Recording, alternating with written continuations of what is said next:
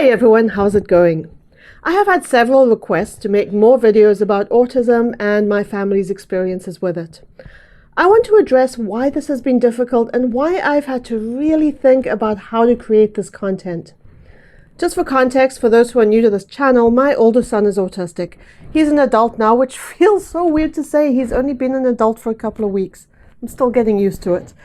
My younger son is 15 going on 30, and together with my husband, we are a very close-knit family unit. I myself am on the autism spectrum, but I didn't know this until after my son was diagnosed. Before I was a YouTuber, I was a blogger. I haven't posted to my blog for a long time, but it's still out there if you want to take a look. A handful of the images seem to have gone missing, but the blog posts are still there. The blog is called Running for Autism. I will post a link in the description. I started the blog when my kids were little. I called it Running for Autism because at the time, I was running half marathons to raise funds for autism services. So I would blog about my running and my journey as the parent of an autistic child. And the blog quickly became a resource for other parents of autistic children who would read my stuff and feel less alone. That isolation that you feel when you receive this kind of diagnosis is very real. When my son was diagnosed with autism, I really wanted connections with other people who might understand what I was going through. And the fact that my blog could provide that for some people meant a lot. After a few years, maintaining the blog became difficult. A lot of life happened.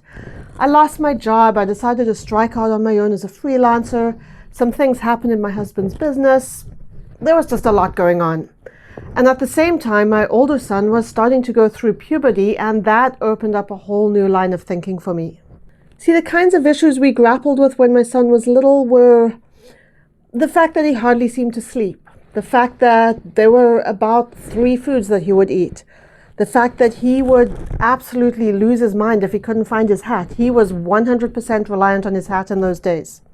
I would write about how I would have to cut his nails and hair while he was sleeping to avoid sensory meltdowns, and how for years we had to avoid a particular grocery store chain because the color theme is relentlessly yellow.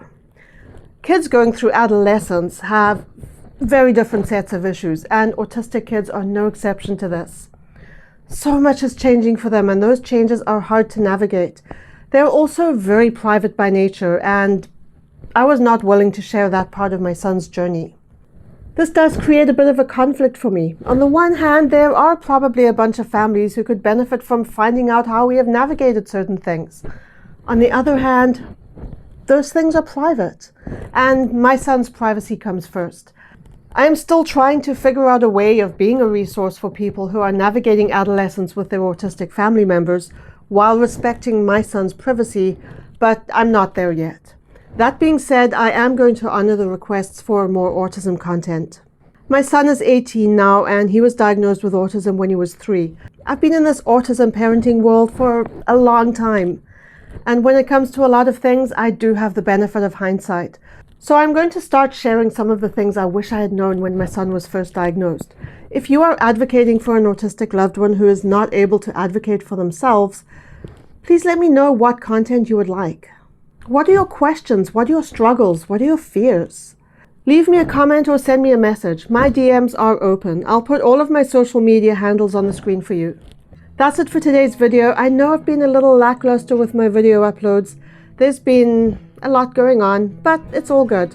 I hope you guys are doing okay. I hope life is starting to return to some semblance of normality for you. Keep well, everyone. Take care of yourself. Remind yourself that you're fabulous. Tell the people you love that you love them. I'll see you in the next video. Live your best life and be kind. Bye.